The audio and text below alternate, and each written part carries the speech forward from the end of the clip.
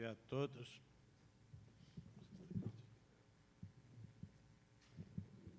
Bom dia a todos. É com imenso prazer que eu estou aqui hoje representando a Fundação Getúlio Vargas. Eu queria saudá-los nas pessoas do comandante do Exército, general Vilas Boas, e do presidente do Tribunal de Justiça, o desembargador Milton. Falar depois do general Vilas Boas, inclusive porque existe uma grande comunhão entre o modo de pensar dele e o meu, é uma desvantagem. Ele já disse um bocado do que eu pensaria em dizer. Então, eu vou entrar por uma linha acessória.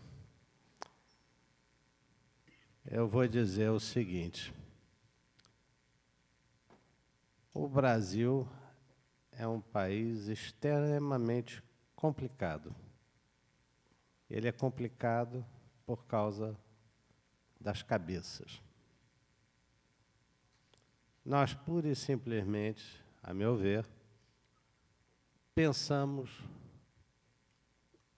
de forma errada, como sociedade. Nós achamos que estamos no planeta Marte, que não existe o resto do mundo, que nós não temos concorrência, que nós não temos ameaça alguma, e que, se empurrar com a barriga, a gente vai resolver tudo. Isso é nítido, há mais de 30 anos, que não há nenhuma preocupação mais forte, mais fundamental, com aprimorar as defesas do país, defesas militares do país, partindo do setor civil. Os militares, durante esses 30 anos, evidentemente, sempre reclamaram do enfraquecimento relativo da nossa posição, mas, durante os 30 últimos anos, nós seguimos aqui uma doutrina de não planejamento, que eu, às vezes, digo de brincadeira, é a doutrina do Cavaleiro Jedi. Deixa a força guiar você. A força, o mercado, nós confundimos liberalismo, que nós chamamos de neoliberalismo, eu não sei o que o neo quer dizer, mas confundimos liberalismo com falta de planejamento. Planejar é uma coisa chata, é uma coisa metódica, é coisa de militar, é coisa de engenheiro. Nós não gostamos disso. O Brasil é um país onde, se eu puder não ouvir falar do imperativo categórico de Kant, é melhor. Ou seja, o imperativo categórico diz que você faz o que é certo simplesmente porque é certo. A sua razão para fazer o que é certo é porque é certo. No Brasil, nós fomos emprenhados com a ideia de que a nossa cultura vem da lascívia, de que a lei de Gerson é que funciona. E, obviamente, nós estamos vivendo a consequência disso. A falta de planejamento por parte dos sucessivos governos, desde 1982, 86, é uma constante. Nós pensamos que nós vivemos em democracia porque nós votamos, porque eu tenho, basicamente, o direito de xingar qualquer um sem ter que provar muito. Eu vou levar vários anos para ser julgado. Nós levamos a democracia, nós temos uma ideia falsa de democracia. Tem um pequeno detalhe, assim, um detalhe ínfimo, que é que num país desenvolvido, uma democracia desenvolvida para valer, A estratégia nacional é resultado de uma interação entre executivo e legislativo que acaba resultando numa proposta de políticas públicas, ou seja, a estratégia nacional, e que dá um orçamento. O orçamento é consequência, não é razão. Uma vez que você chega a esse acordo entre executivo e legislativo, você cumpre o orçamento. No Brasil, com DRUs, contingenciamento e tudo mais que foi feito, sobretudo a partir de 1993, 94, você criou uma situação onde a estratégia nacional é única e exclusivamente decidida pelo executivo. Isso não é democracia representativa em nenhum lugar do mundo. Eu, como cidadão, deveria ter o direito de ter o meu representante, até interpretando mal o que eu quero, mas ele votando, o voto dele valendo, ele acompanhando o orçamento público e aquilo sendo cumprido. Que coisa chata esse negócio de orçamento. Para que falar nisso daí? Isso é um detalhe mínimo. Não é não. Esse é um detalhe muito importante, porque isso é que dá a previsibilidade que o general Vilas Boas falou. E essa previsibilidade é o que dá alavancagem para toda a economia. Porque essa previsibilidade do orçamento público é que me dá um perfil de endividamento público que permitirá que a poupança privada pivote para o investimento privado. Isso é alavancagem, pura e simples. Nós estamos falando de alavancagem. Eu posso ter previsibilidade com um ditador iluminado? Posso. Mas ela será menos confiável do que a previsibilidade dada por um Congresso. Napoleão perdeu para a Inglaterra, porque a Inglaterra, a garantia da dívida inglesa era o parlamento inglês. A garantia da dívida francesa era a vitória na próxima batalha de Napoleão. A Inglaterra podia perder uma batalha, podia perder 10 batalhas, ela continuava lutando. A França não podia perder. Perdi o crédito, se a derrota fosse muito grande. Então, nós ainda não chegamos lá na evolução da nossa democracia. Mas pior.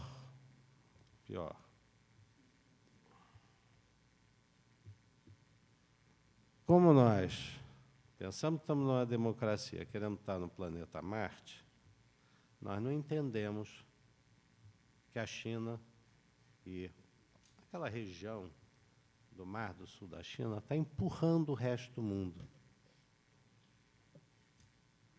O que está acontecendo?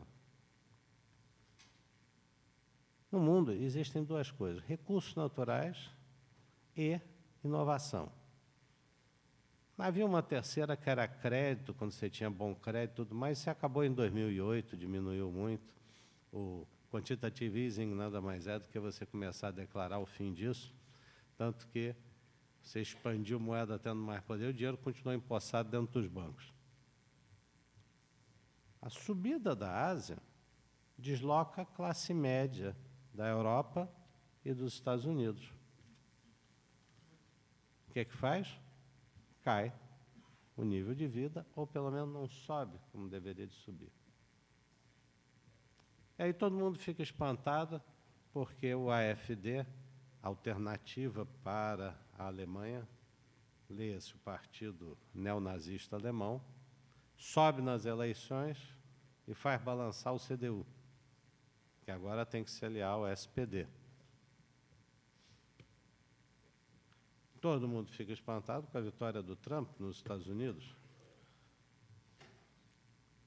Nada de mais natural. A gente esquece que a democracia também não existe se você não tiver uma classe média de verdade. E se essa classe média está encolhendo ou está apertando, o mundo, nos países mais desenvolvidos, o mundo está ficando complicado. Mas nós não queremos saber disso. Nós queremos estar no planeta Marte, nós não queremos enfrentar a consideração de que nós não temos uma real democracia, e nós queremos, sim, ter uma briga sobre o tamanho do bolo. Nós queremos um bolo de tamanho infinito para que cada setor da sociedade, setor a que eu pertenço, cada um a que pertence, tá certo? Tenha uma fatia maior.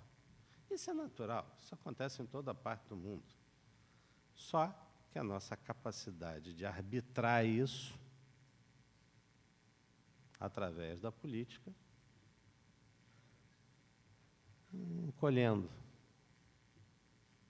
O que é que nós tivemos a partir de 1990, 91, 92? No primeiro instante, você arbitrou aumentando impostos de um lado da sociedade. No segundo, você teve um bruto choque de commodities, você viveu o choque de commodities com alegria. Em época de choque de commodities, é a melhor época para um país feito o Brasil, e olha, todos os nossos vizinhos fizeram a mesma coisa, para sancionar todos os anseios de todo mundo. O único defeito desse processo é que choque de commodities é exatamente isso, choque. Tem um momento em que ele para. E aí? Nós aqui lemos as notícias do acordo das Farc com a Colômbia, na Colômbia. E todo mundo bate palma, claro, ninguém gosta de ver pessoas morrendo e tudo mais, mas ninguém pensa numa coisa, que o acordo das Farc tem uma política, um conjunto de políticas públicas por trás que custam dinheiro. Então, você tem que gastar para cumprir o acordo. E as receitas de commodities da Colômbia desabaram. Mais ainda, os Estados Unidos, que tinham prometido mundos e fundos, também não entraram com dinheiro. Cá entre nós, foi o outro governo, não foi esse. Então, e o acordo?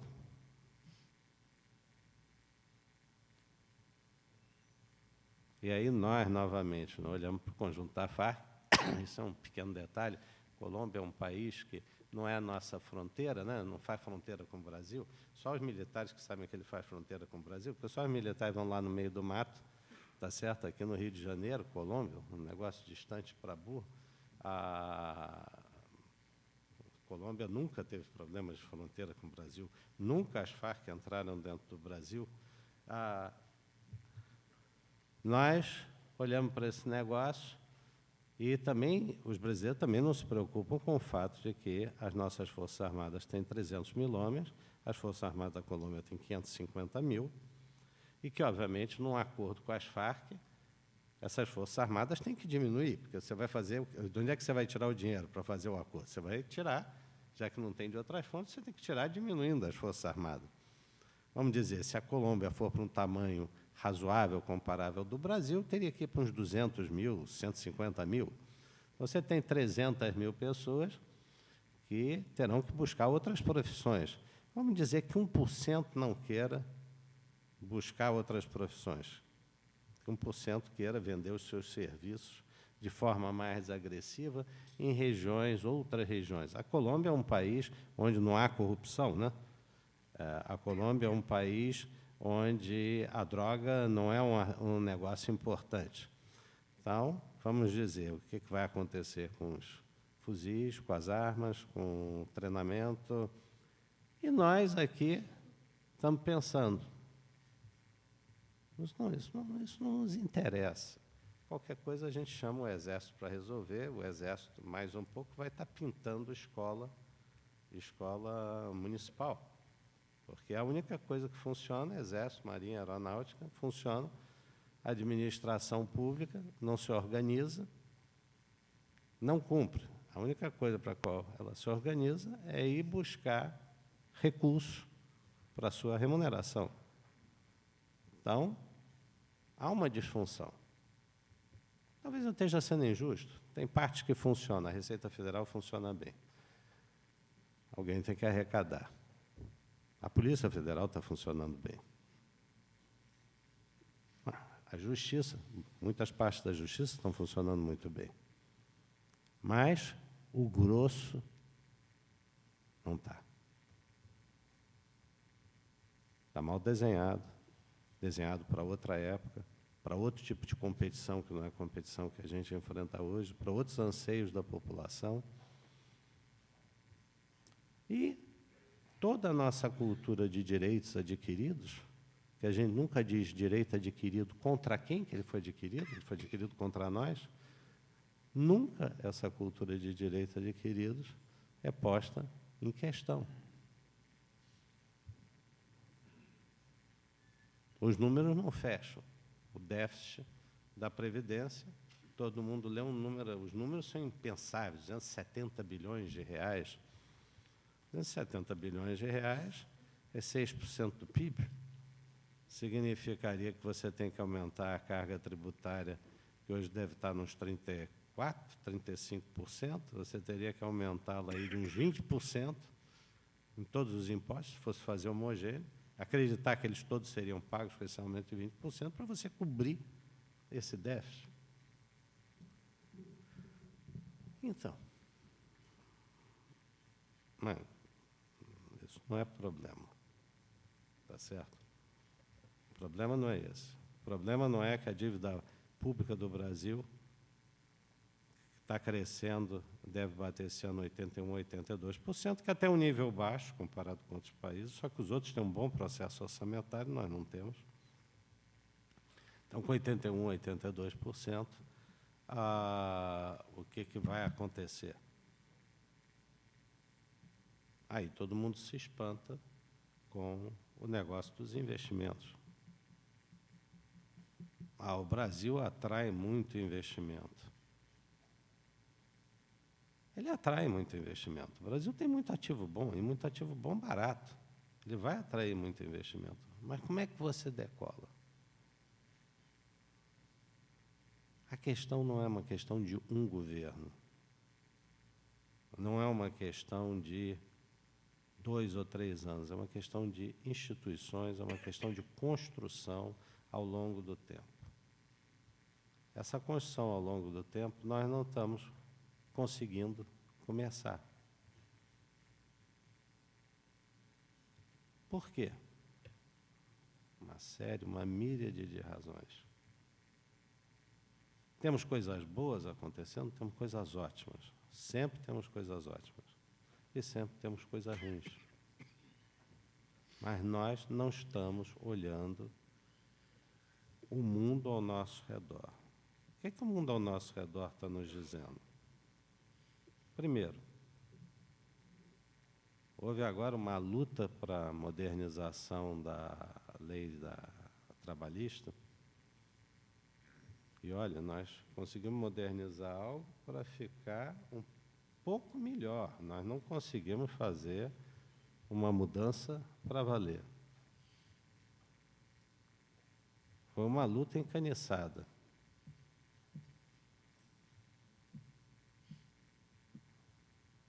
Muitas vezes eu vi gente que seria beneficiária se entendesse um pouquinho de como o mercado funciona, lutando contra a mudança.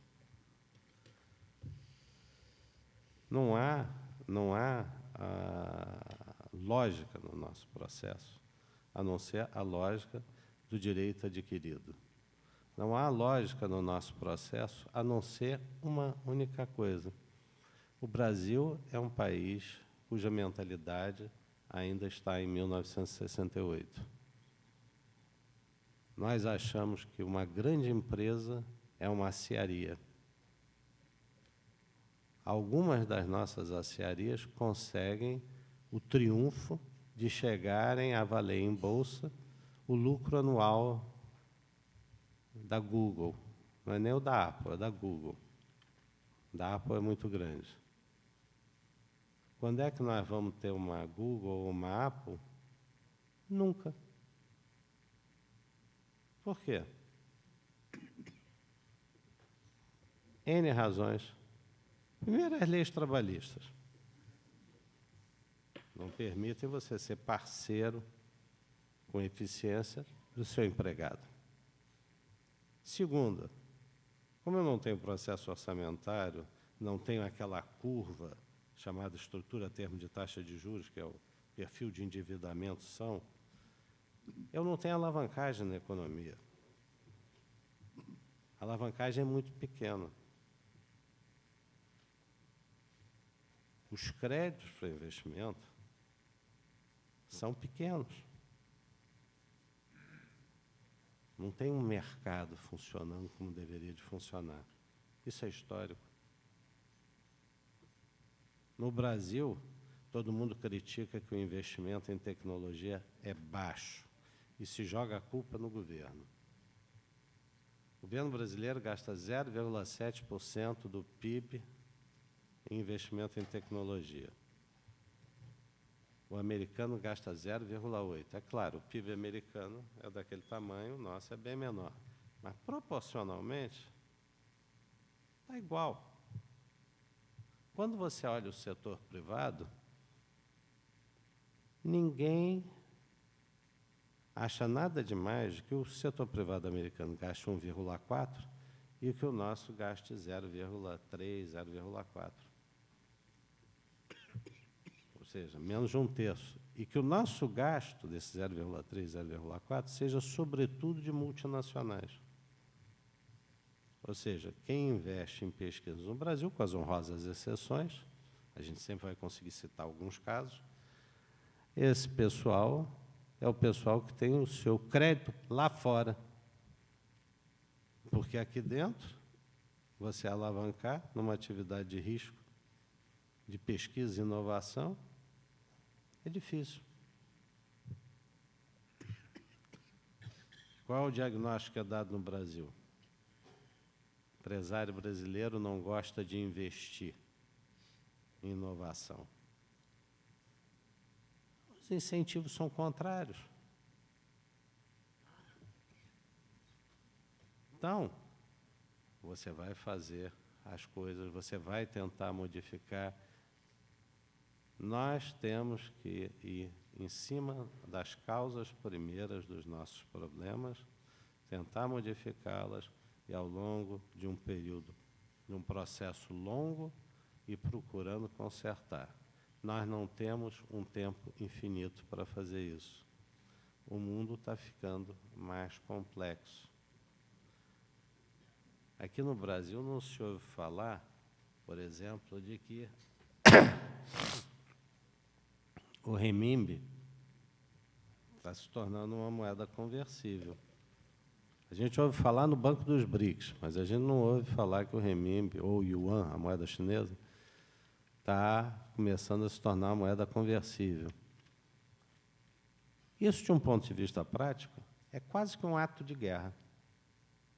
Porque o que você está atacando é a senhoragem do dólar naquela região toda ao redor do mar do sul da China, onde a China tem 4,2 trilhões de dólares de reserva, o Japão tem mais de 1, Taiwan tem mais de 1. Quando você soma a região toda, você tem 7 dos 14 trilhões ou 15 trilhões de dívida que estão ali naquela região. Já imaginou se esse pessoal resolve vender essa dívida toda? Resolve que vai ter menos dólar?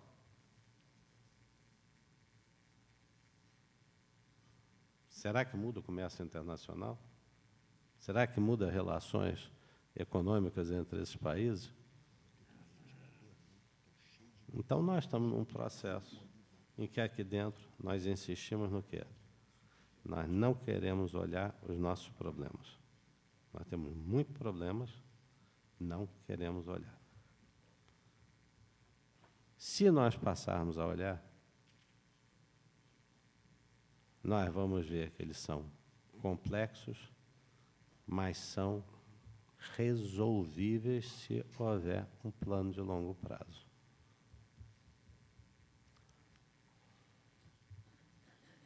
Nós podemos ficar aqui falando o dia inteiro nisso. Eu vou falar curtamente em duas coisas. Processo orçamentário de um lado, ou seja, dar previsibilidade ao país, completar a nossa democracia, e, do outro lado, aquilo que o general Vilas Boas falou, recuperar a identidade nacional. O Brasil é um grande país, é um país pacífico, mas é um país que tem que ter a sua presença, os seus interesses defendidos. E isso, se nós tratarmos dessas duas coisas, o resto vai vir a caudal. Inclusive, o necessário acordo entre as diferentes partes da sociedade, que será sempre uma sucessão de acordos dinâmicos. Será sempre quem vai ficar um pouco descontente, outros que ficarão um pouco mais contentes. O que é importante é que também o Executivo recupere a capacidade de fazer acordos no tempo. Hoje, no Brasil, não existe essa capacidade. A grande condução estratégica exige você de ter a capacidade de dizer o seguinte: você espera porque eu vou atender aquele agora. Mas esse daqui espera porque você tem credibilidade de que cumpre aquilo que você diz. Então, dentro dessa coisa, nós podemos construir um futuro. Eu devo dizer que eu não estou, para terminar, eu estou desejando esse ano a todos um excelente 2019. Que 2018 não seja pior do que 2017, e estou desejando um excelente 2019. Então, no fundo, eu sou um otimista. Acho esse Brasil, acho muito errado quando as pessoas falam mal do Brasil, acho muito errado quando as pessoas criticam sem ir à raiz dos problemas. O Brasil não é uma porcaria, o Brasil é um grande país. Nós é que precisamos aprender a estar à altura do país.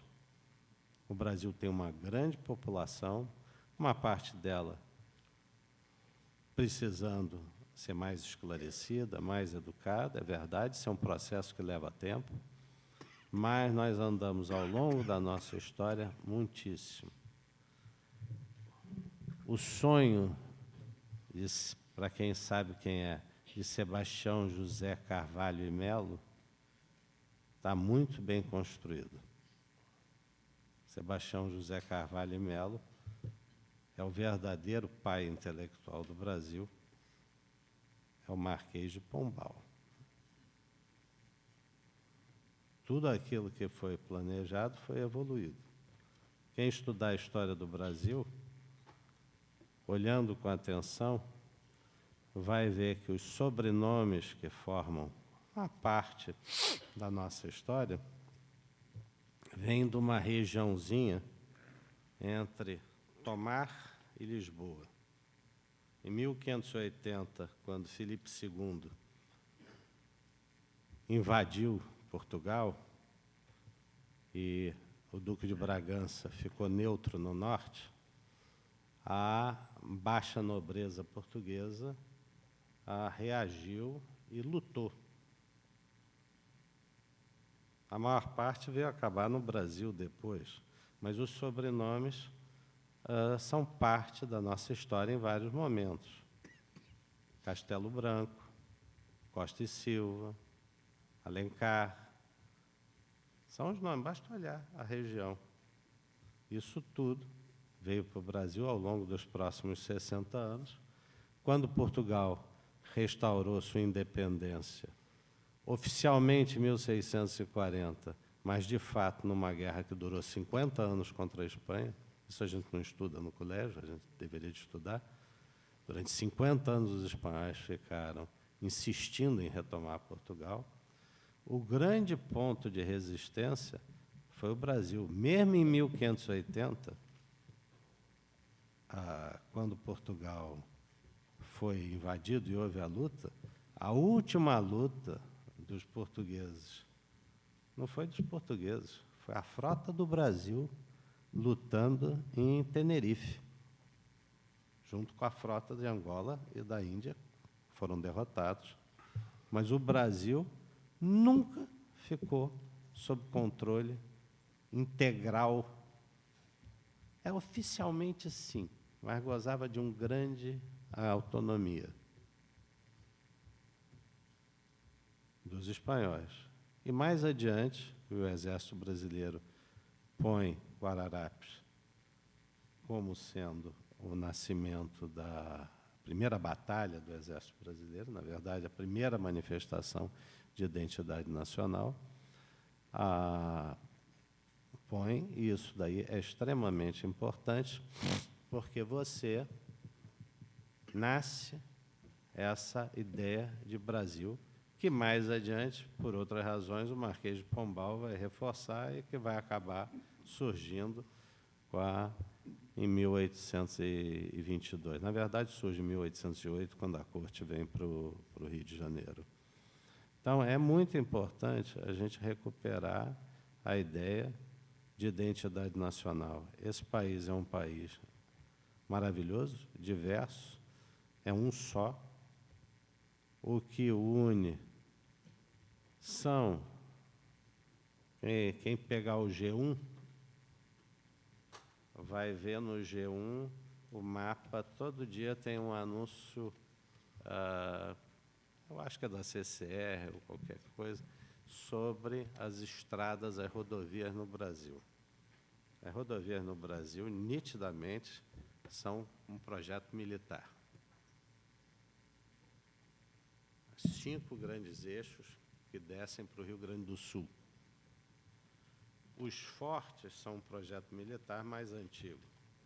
E as bases navais são um projeto militar também. Tudo isso une e dá identidade ao território nacional. O Brasil é uma ideia em cima do território nacional. Nós não podemos deixar 1 centímetro, 1 milímetro quadrado sair, porque senão quebra essa ideia. E eu acho que nós temos hoje que botar a mão na cabeça e dizer como é que nós vamos fazer para plantar o futuro. Vamos esquecer os desacordos e vamos plantar o futuro, porque a gente tem muito a ganhar.